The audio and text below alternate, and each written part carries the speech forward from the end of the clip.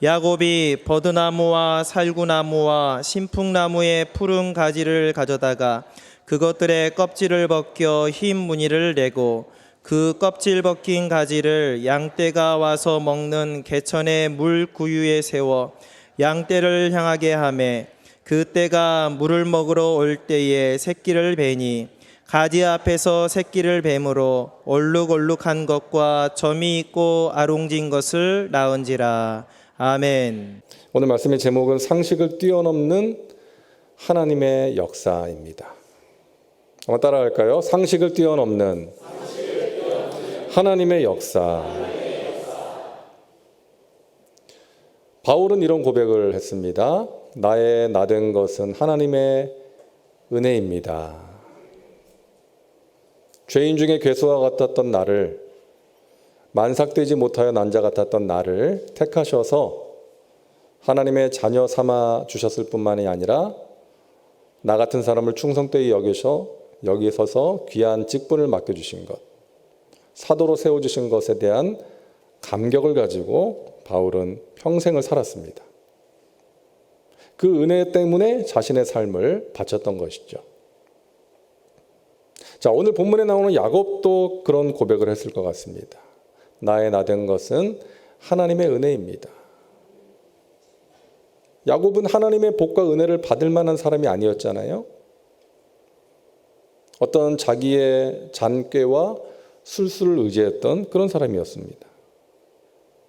형과 아버지를 속여서 자신이 원하는 것을 쟁취했던 사람이었어요. 신앙적으로나 인격적으로 볼 때 그렇게 훌륭한 사람이 아니었던 것이죠. 그의 삶의 어려움이 참 많지 않았습니까? 형의 분노를 피해서 외삼촌의 집에 도망을 가서 오랜 세월 고향을 떠나서 살 수밖에 없었습니다. 외삼촌한테 속아가지고 결혼도 이상하게 하고 자기 재산도 제대로 챙기지 못하고 오랜 세월 고생을 하면서 지냈어요. 그런데 하나님께서 그런 야곱에게 은혜를 베푸시고 복을 주셨습니다. 오늘 본문이 그 내용이잖아요. 우리도 마찬가지 아닙니까? 우리 인생길에 그동안 여러 번 비바람이 불었고 또 지금도 불고 있습니다. 하지만 되돌아보면 모든 것이 하나님의 은혜였어요.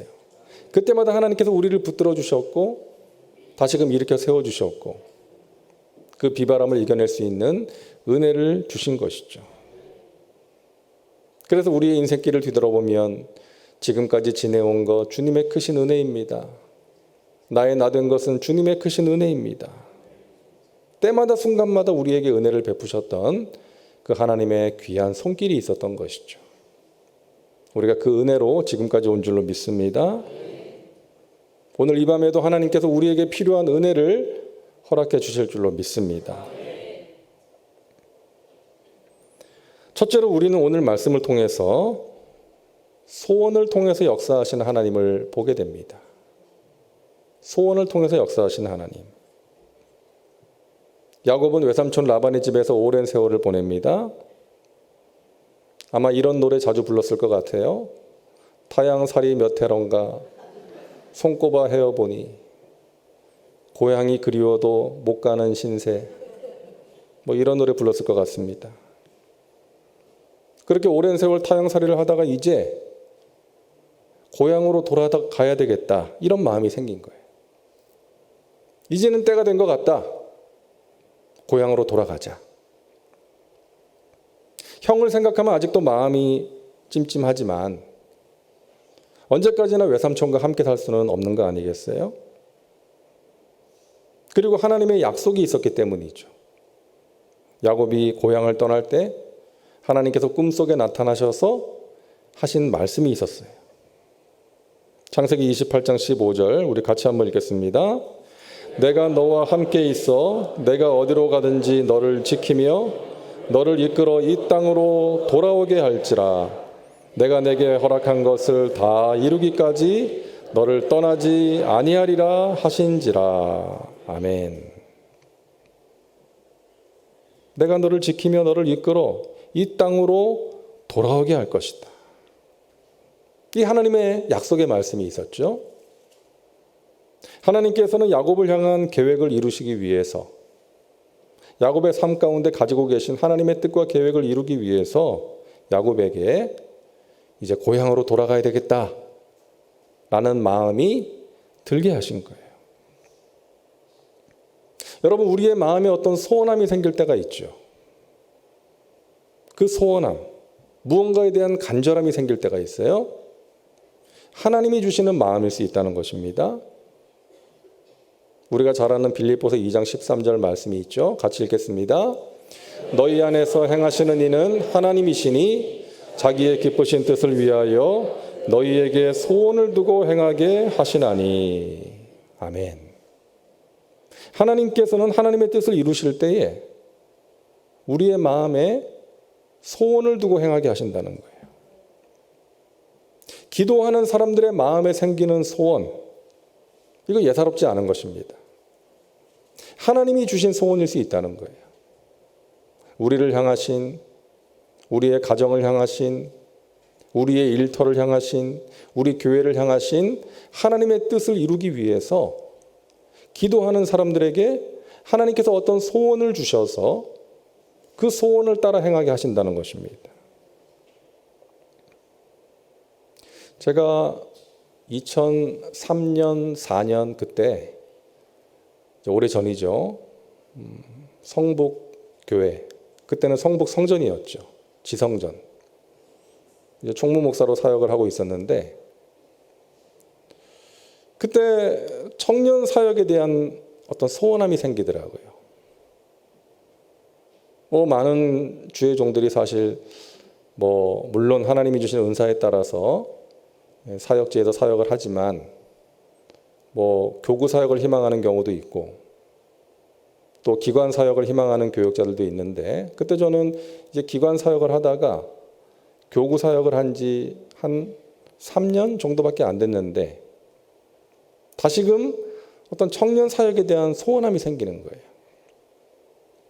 근데 그 마음을 누구에게도 얘기하지는 않았어요. 그냥 저만 가지고 이제 기도하고 있었는데 몇 달 후에 이제 여의도 청년선교회 담임 목사로 가게 된 거예요.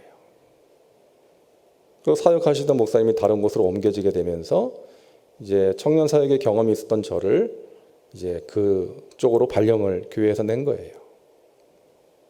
그러니까 하나님께서 주신 그 마음이 또 나의 사역의 길을 하나님께서 그렇게 인도하시기 위해서 기도로 준비시키셨다. 그것을 알게 됐어요. 2010년에 터키에 나갈 때도 마찬가지였어요. 어떤 선교에 대한 마음을 주시더라고요. 기도 가운데. 이제는 내가 여의도에서 이제 14년 정도 사역을 했을 때인데 이제 새로운 사역의 길을 하나님께서 열어주실 것 같다. 그런 마음이 생겼고 어떤 선교에 대한 소원함이 생기더라고요. 근데 그러던 중에 이제 터키에 담임 목사 청빙 후보자로 이제 가게 되었고 그 교회로 가고 싶다는 소원함이 생겼고 하나님께서 결국 그 교회로 인도해 주시더라고요. 그러니까 하나님의 뜻을 구하며 기도하는 저와 여러분에게 주시는 하나님의 어떤 소원함, 우리는 그것을 예사롭게 여겨서는 안 되는 거예요. 하나님의 뜻인가 생각하면서 더욱더 하나님께 기도하고 내 갈 길을 열어가시는 하나님의 그 인도하심에 민감하게 반응할 수 있어야 하는 것입니다. 말씀드린 적이 있는데요. 영국의 윌리엄 윌버포스라는 사람이 있었죠. 1759년에 출생해서 25살 때 예수님을 영접했습니다. 내가 이제 무엇을 위해서 살아야 될까? 기도하던 가운데 이 땅에 노예제도가 없어졌으면 좋겠다는 소원함이 생겨요. 이 노예제도는 하나님께서 기뻐하시지 않는 제도다. 이것은 없어져야 된다. 그런 소원함을 가지고 이제 정치인이 되고자 결심을 합니다. 30살에 영국 하원 의원이 돼요. 그때부터 자신과 뜻을 같이 하는 사람들 몇 명과 함께 이제 노예제도 폐지를 위해서 노력하는 거예요. 48살 때 영국 의회에서 노예 무역 폐지가 결정되었고요. 62세 때 영국에서 노예제도가 완전히 폐지됩니다. 그리고 72세 때 대영 제국 전역에서 노예 해방법이 통과됐어요. 그리고 몇 년 후에 세상을 떠났습니다. 이 사람의 인생은 하나님이 주신 표대를 향해서 달려갔던 인생이었고 하나님께서 이 사람을 통해서 그 귀한 일을 이루어 주신 거예요. 사랑하는 여러분, 여러분의 소원은 무엇입니까? 무엇을 위해서 기도하고 계십니까? 우리가 몸이 아프면 건강이 소원이죠. 제 주위에도 아픈 사람들이 있고 우리 교회에도 아프신 분들이 참 많잖아요. 저도 간절하게 기도합니다. 제 마음의 소원이에요. 하나님, 그분들이 건강을 회복할 수 있도록 도와주십시오. 치료하시는 하나님, 죽은 자를 살리시고 없는 것을 있는 것으로 부르시는 능력의 하나님을 만나게 하여 주옵소서. 하나님께 영광 올리게 하여 주시옵소서. 건강을 위해서 기도하게 되는 거예요. 사랑하는 자녀가 잘 되기를 여러분 소원하시면서 기도하실 거예요. 당연한 거죠. 하나님, 저의 사랑하는 자녀가 하나님을 만나게 하시고 하나님을 향한 믿음을 가지고 살게 해주세요. 성령 충만한 자녀들 되게 해주세요. 평생 하나님과 동행하며 하나님의 나라와 영광을 위해서 귀하게 쓰임받는 우리 자녀가 되게 하여 주세요. 그런 소원이 당연히 생기는 것이죠. 여러분, 그 소원을 이루시는 하나님을 만나시기를 바랍니다. 또 여러분의 직장과 사업장을 향한 소원함도 있을 거예요. 그 소원함을 가지고 기도하실 때 그 소원의 기도를 통해서 역사하시는 하나님을 만나는 축복을 누리게 되시기를 주님의 이름으로 축원합니다. 그리고 더 나아가서 하나님의 나라와 영광을 위한 소원이 여러분에게 있기를 바랍니다. 하나님의 영광을 위한 소원 그러면 좀 거창한 느낌을 가질 수가 있는데 그렇지가 않습니다. 믿지 않는 누군가가 하나님을 믿게 되는 것, 여러분 얼마나 귀한 소원이에요. 한 영혼을 위해서, 그 영혼의 구원을 위해서 기도하고 노력하는 것 너무나 귀한 소원 아닙니까? 절망 가운데 있는 누군가가 하나님의 은혜로 살아갈 용기와 힘을 얻게 되는 것, 여러분 그런 소원을 가지고 기도하시기 바랍니다. 우리 교회가 더욱더 건강한 교회가 되는 것, 성령의 능력을 경험하고 사랑으로 행복한 교회, 사명을 힘있게 감당하는 교회, 다음 세대를 세워나가는 교회가 되게 하여 주옵소서. 우리의 간절한 소원이 되어야 할 것입니다. 그리고 나의 자녀가 이 세상이나 세상의 것들이 아니라 하나님을 더욱더 사랑하고 하나님의 나라와 영광을 위해서 요셉처럼, 다윗처럼, 다니엘처럼, 이 윌리엄 윌버포스처럼 귀하게 쓰임받는 인생을 살게 하여 주옵소서. 하나님께서 기뻐하실 만한 소원을 가지고 여러분 살아가시기를 주님의 이름으로 축원합니다. 하나님께서 그 소원을 이루어 주실 것입니다. 자, 둘째로 우리가 살펴볼 것은 야곱과 라반이 이제 계약을 맺는 모습이에요. 야곱은 고향으로 돌아가야 되겠다는 강한 소원이 생겼습니다. 그 마음을 외삼촌에게 전하죠. 창세기 30장 25절과 26절입니다. 제가 읽겠습니다. 야곱이 라반에게 이르되 나를 보내어 내 고향 나의 땅으로 가게 하시되 내가 외삼촌에게서 일하고 얻은 처자를 내게 주시어 나로 가게 하소서. 내가 외삼촌에게 한 일은 외삼촌이 아시지 않습니까? 이제 고향으로 돌아가겠다는 뜻을 외삼촌에게 전한 거죠. 하지만 라반은 어떻게 합니까? 야곱을 보내기가 싫었어요. 야곱을 사랑해서 같이 있고자 한 것이 아니라 야곱이 그동안 자신에게 이익을 주었기 때문에, 야곱이 성실하게 일해서 자신에게 이익을 주었기 때문에 야곱을 떠나보내기가 싫은 거예요. 야곱도 그 사실을 강조합니다. 창세기 30장 29절부터 30절 제가 읽을게요. 야곱이 그에게 이르되 내가 어떻게 외삼촌을 섬겼는지 어떻게 외삼촌의 가축을 쳤는지 외삼촌이 아시지 않습니까? 내가 오기 전에는 외삼촌의 소유가 적더니 이제는 번성하여 때를 이루었으니 내 발이 이르는 곳마다 야훼께서 외삼촌에게 복을 주셨나이다. 그러나 나는 언제나 내 집을 세우리이까? 라반이 야곱을 붙들기 위해서 너가 원하는 것이 무엇인지 말하라. 그러니까 야곱이 말하는 거예요. 저도 이제 제 집을 세우고 제 재산을 가져야 되지 않겠습니까? 자신의 몫을 달라고 외삼촌에게 이야기를 하는 거예요. 여러분 어떠세요? 이 야곱과 라반의 대화를 보면서 어떤 느낌이 드십니까? 좀 씁쓸하지 않습니까? 외삼촌과 조카 사이에, 장인과 사위 사이에. 그런데 지금 대화를 보면 뭔가 좀 거래하는 분위기 아닙니까? 거래하고자 하는 거예요. 이 라반은요, 자신의 이익을 앞세우는 사람이었어요. 어떻게 해서든 자신이 이익을 얻기 위해서 야곱을 여러 번 속였어요. 결혼할 때부터 속였고 또 품삯도 여러 번 속였습니다.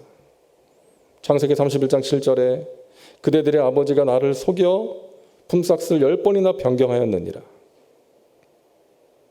야곱이 자기 아내들에게 얘기하는 거죠. 당신들의 아버지가 나를 여러 번 속이지 않았습니까? 이 라반은요, 딸들에게도 인정받지 못하는 사람이었어요. 창세기 31장 14절과 15절 보세요. 라헬과 레아가 그에게 대답하여 이르되 우리가 우리 아버지 집에서 무슨 분깃이나 유산이 있으리요? 아버지가 우리를 팔고 우리의 돈을 다 먹어버렸으니 아버지가 우리를 외국인처럼 여기는 것이 아닌가. 여러분, 라반은 딸들에게도 인정받지 못하는 아버지였습니다. 존경받지 못하는 사람이었어요. 사랑하는 여러분, 라반 같은 부모가 되어서는 안 되겠습니다. 자녀에게 인정받는, 존경받는 부모가 되어야죠. 인격적으로, 신앙적으로 여러분 자녀들에게 본이 되어 주시기를 바랍니다. 그럴 때 우리 자녀들이 부모의 모습을 보고 하나님을 만날 수가 있고 부모의 영향을 통해서 부모가 가진 믿음의 유산을 물려받을 수가 있는 거예요.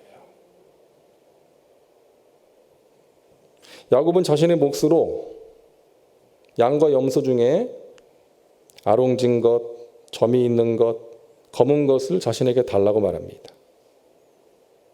그러니까 라반이 어떻게 합니까? 그래, 그렇게 할게 하고서는 아주 신속하게 움직여요. 창세기 30장 35절입니다. 그날에 그가 숫 염소 중 얼룩무늬 있는 것과 점 있는 것을 가리고 암 염소 중 흰 바탕에 아롱진 것과 점 있는 것을 가리고 양 중에 검은 것들을 가려 자기 아들들의 손에 맡기고 자기와 야곱의 사이를 사흘길이 뜨게 하였고 야곱은 라반의 남은 양떼를 치니라. 아롱진 것, 점 있는 것, 검은 것들을 야곱이 달라고 하니까 그런 것들을 미리 챙겨가지고 자기 아들들에게 맡겼어요. 그리고 자기와 야곱 사이를 사흘길이 뜨게 했어요. 야곱의 가축들이 자기 가축들과 교미하지 못하게. 그래서 아롱진 것, 점 있는 것, 검은 것을 낳지 못하게 한 거예요.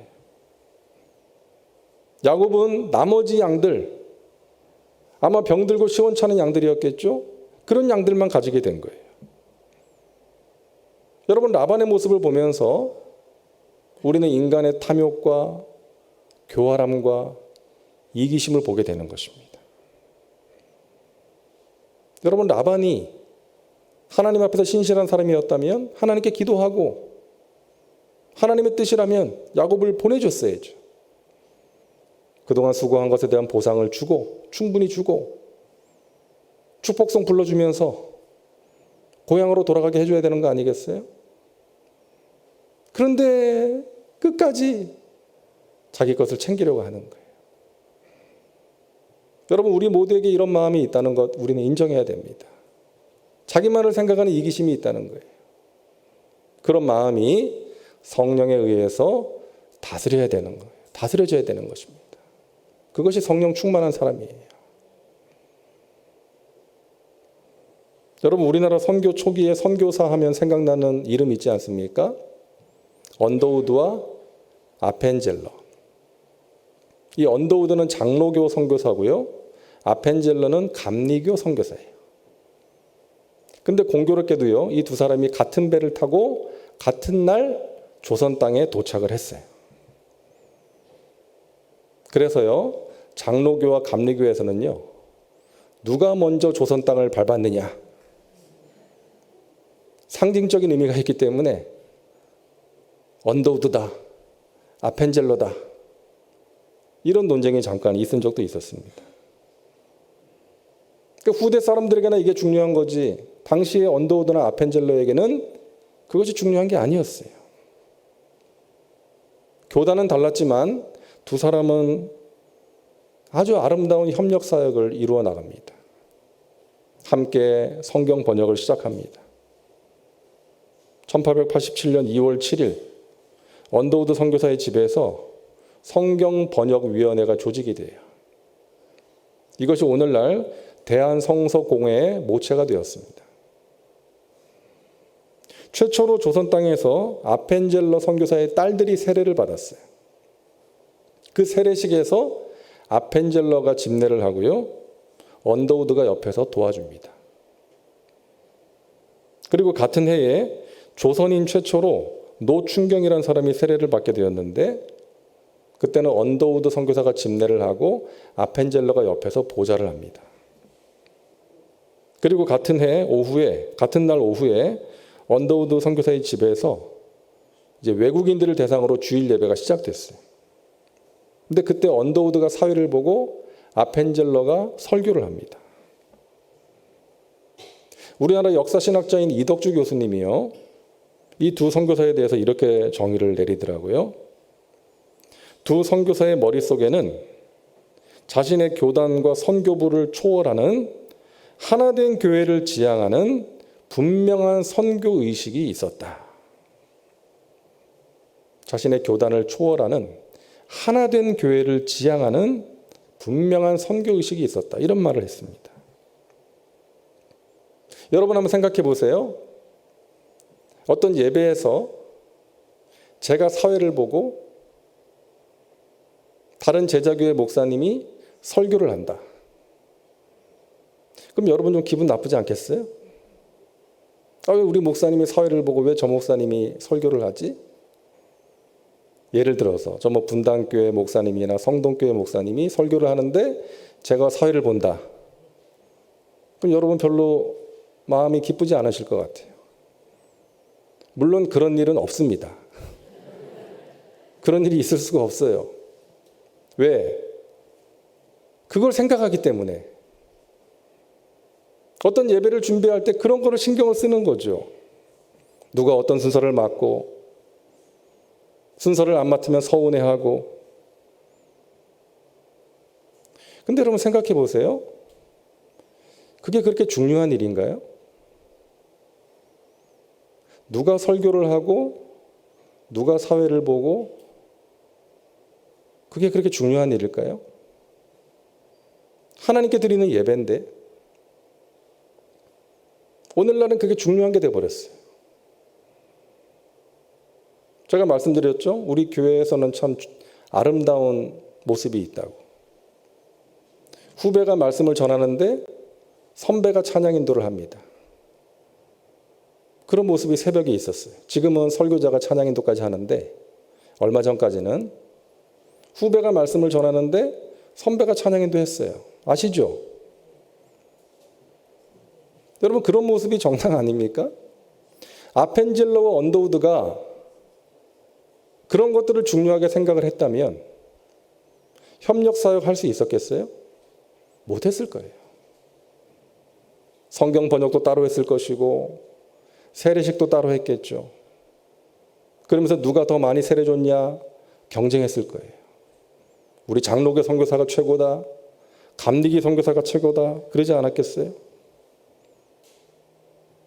여러분 무슨 말을 하는 것입니까? 우리는 우리 자신의 어떤 이익이나 자존심보다 하나님의 나라를 먼저 생각할 수 있어야 한다는 거예요. 하나님의 뜻을 우선할 수 있어야 한다는 것입니다. 하나님의 뜻이라면 내 자존심이 허락하지 않더라도 내가 좀 손해를 본다 할지라도 해야 되는 거죠. 그리고 하나님의 뜻이 아니라면 아무리 이익이 된다 할지라도 해서는 안 되는 것이죠. 나의 어떤 자존심이나 나의 이익, 내 감정을 내려놓을 수 있어야 한다는 거예요. 무엇이 중요한가? 하나님의 입장에서 무엇이 중요할까를 우리는 생각할 수 있어야 한다는 것입니다. 지난 주일에 우리가 마지막에 나눴잖아요. 좀 단순한 질문을 가지고 살자. 단순하게 살자. 주님께서 기뻐하실까? 그 질문을 가지고 살자는 거예요. 그 질문에 대한 대답을 가지고 우리가 살아간다면 우리의 삶이 하나님께서 기뻐하시는 삶이 될 수 있을 줄로 믿습니다. 그런 면에서 라반은 많이 미성숙한 사람이었다는 거예요. 자, 그런데 여러분, 하나님의 역사를 보세요. 이제 하나님이 역사하십니다. 야곱이 어떤 행동을 해요? 나뭇가지 껍질을 벗겨요. 얼룩덜룩하게 만들어가지고 짐승들이 물을 마시러 내려올 때 그 물가에 세워놓죠. 왜? 그걸 보면서 새끼를 베면 얼룩무늬를 낳게 된다는 믿음으로 그렇게 한 거예요. 야곱만 그렇게 생각했는지 아니면 당시의 목자들이 다 그렇게 생각했는지 모르겠는데 이 과학적인 근거가 없는 행동 아닙니까? 아니, 얼룩무늬를 보면서 새끼를 벤다고 얼룩무늬를 낳아요? 아니잖아요. 부모 중에 한쪽이 얼룩무늬 유전자가 있어야 얼룩무늬 새끼가 나오지. 아니, 얼룩무늬 나무를 보면서 새끼를 벤다고 얼룩 새끼를 낳습니까? 그렇지 않아요. 그런데요, 그렇게 됐어요. 얼룩무늬 새끼를 낳게 됐어요. 여러분, 이것은 자연 법칙을 뛰어넘은 하나님의 역사였던 것입니다. 하나님께서 야곱을 위해서 기적을 베풀어 주신 거예요. 야곱은 외삼촌이 남겨준 적은 양떼, 시원찮은 양떼로 시작했어요. 얼룩진 것, 점 있는 것, 검은 것으로 많은 떼를 이루게 된 거예요. 많은 재산을 가지게 된 거예요. 하나님께서 그렇게 만들어 주신 줄로 믿습니다. 이루어지기 힘든 일이었지만 하나님께서 역사하셔서 그 일을 이루신 거예요. 이스라엘 민족이 광야에서 하나님께 불순종해서 불뱀에 물려서 많은 사람들이 죽게 되었습니다. 사람들이 살려달라고 아우성을 쳐요. 그때 하나님께서 모세에게 그들이 살 수 있는 길을 알려주시죠. 구리뱀, 노뱀을 만들어서 장대 위에 매달아라. 그것을 보면 살 것이다. 보지 않는 자는 죽을 것이다. 여러분, 이게 말이 안 되는 거잖아요. 뱀한테 물렸으면 해독제를 주든지 해야지. 구리로 뱀을 만들어가지고 장대 위에 매달아서 그걸 보면 산다? 말도 안 되는 거예요. 비합리적이고 비상식적이라고 무시하고 구리뱀을 보지 않은 사람들은 죽었고요. 하나님의 말씀에 따라 말도 안 되는 얘기 같았지만 비합리적이고 비상식적이었지만 그 구리뱀을 바라본 자는 살았던 것입니다. 자, 요한복음 3장을 보면 예수님께서 이 사건을 말씀하시죠. 요한복음 3장 14절부터 16절입니다. 우리 같이 한번 읽을까요? 모세가 광야에서 뱀을 든 것 같이 인자도 들려야 하리니 이는 그를 믿는 자마다 영생을 얻게 하려 하심이니라. 하나님이 세상을 이처럼 사랑하사 독생자를 주셨으니 이는 그를 믿는 자마다 멸망하지 않고 영생을 얻게 하려 하심이라. 아멘. 2000년 전에 십자가에 달려서 죽은 한 사람을 믿으면 영생을 얻고 구원을 받는다.